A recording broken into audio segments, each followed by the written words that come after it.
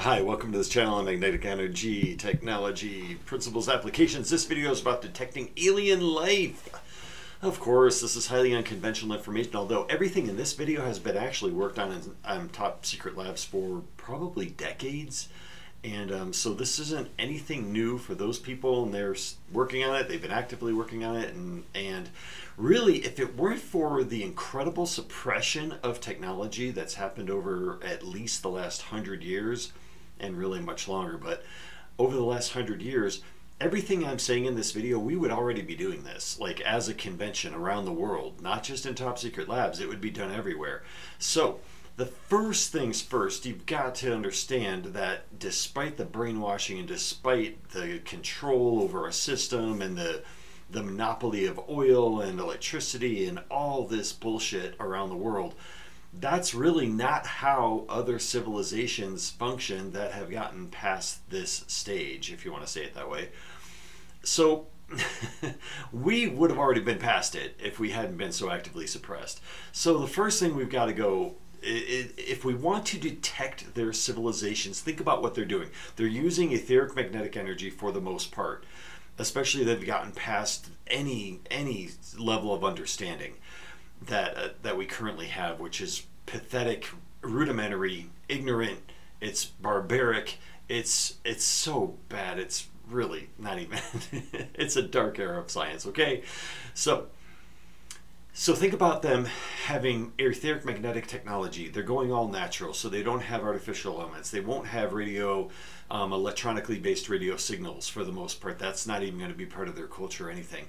So we have to think in terms of how they would be expressing themselves with etheric type of and magnetic technology. So the first thing we have to do is go from passive to active technology.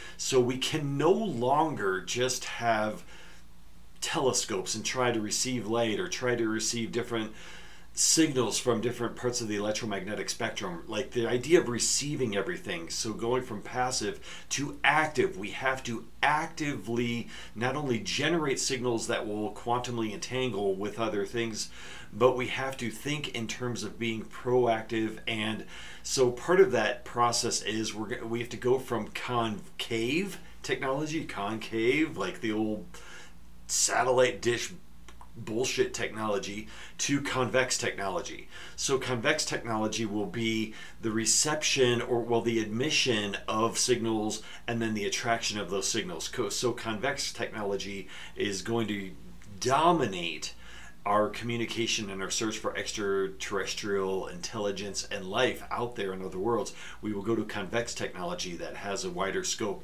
and receives signals from all over the place. So we have to go from electrical, obviously, to etheric magnetic technology. We've got to think in terms of forget about anything electrical because it's way too limiting. It's way too slow. It's just not versatile enough, and it will not pick up on what they are doing. So we've got to go to etheric magnetic technology that's interdimensional. It's much faster than the speed of light. It will quantumly entangle to their signaling and to their technology. So along with all that, we've got to go to quantum entanglement on a cosmic scale. That's how we have to think. We have to think in terms of forget about light speed and go to an etheric magnetic speed. And so we will have our technology that will have the signals of those different quantum entanglement, like those magnetic signals. We will attract those. So we go from reception to attract.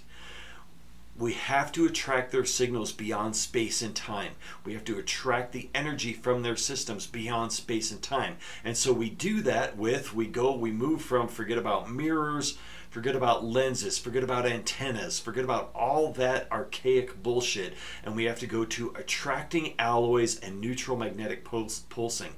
So we have to have alloys such as Tialco B and other alloys that NASA works with in top secret labs and other alloys in top secret labs around the world. They work with alloys that will actively attract neutral etheric magnetic pulsing, that they attract etheric neutral magnetic energy.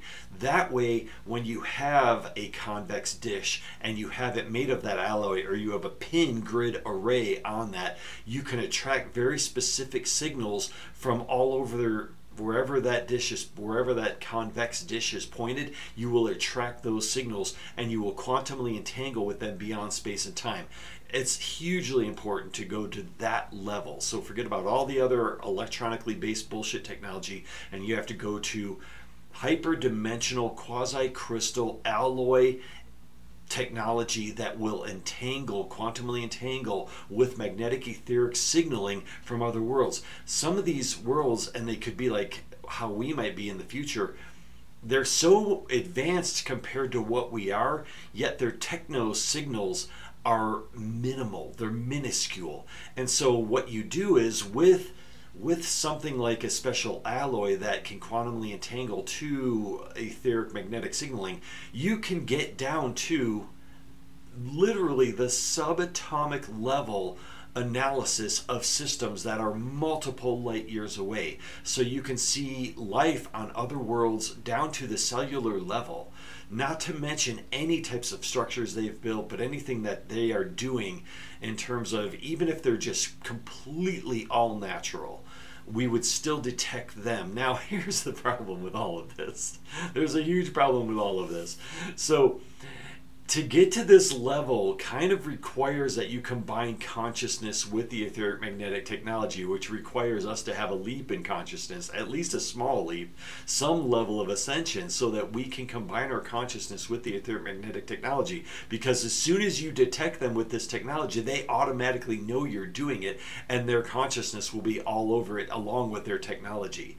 So our level of consciousness has to get to some level so that we have an interface with our technology, so that we can perform that connection with them at a consciousness level along with the technology. So that's really important. The other thing is we have to completely forget about the total Einsteinian paradigm of absolute lies and deception and bullshit that encourages us to focus so much on space and time. We've got to get rid of that whole paradigm and then focus on an interdimensional etheric magnetic process that allows us to have our consciousness exist outside of this dimension along with our technology. We have to have interdimensional engineering. That's really important. It has to be interdimensional engineering that is fully intent on quantumly entangling. I'm just using that terminology because it's so popular and people kind of get what it is, to other systems and other star systems. And so this is hugely important to abandon the limitations that have been indoctrinated upon society of space and time and move into an etheric magnetic model that has no limitations of space, no limitations of time, and allows us to detect other star systems not only in their true current positions. That's really important, and that's what the magnetic and etheric technology will allow you to do. So we're not just getting the starlight that's 1 billion years old or whatever. We're getting the true accurate current positions of where the star systems are, where the planetary systems are, where other galaxies currently are, like where it actually resides in this moment. And that way we can get a full analysis of life in that system and how compatible it is with us and with our physicality. And that enables us then to get the full analysis of the magnetic pulse and all the resonant factors of that heliosphere around that solar system, so that we can quantumly entangle it with technology and spaceships to go to those systems beyond space and time. And so it's another thing. You want a full invite, you want a full consciousness invite from whoever dwells in that system. That could be our family, brothers and sisters, whatever, from other galaxies or other star systems, however you want to describe it. But so that we have the interface of the consciousness and the technology, so that we can travel there safely, and that we get there beyond space and time, and we know the true locations of where everything is, not just this incredibly rudimentary, archaic receptivity technology that we currently depend on.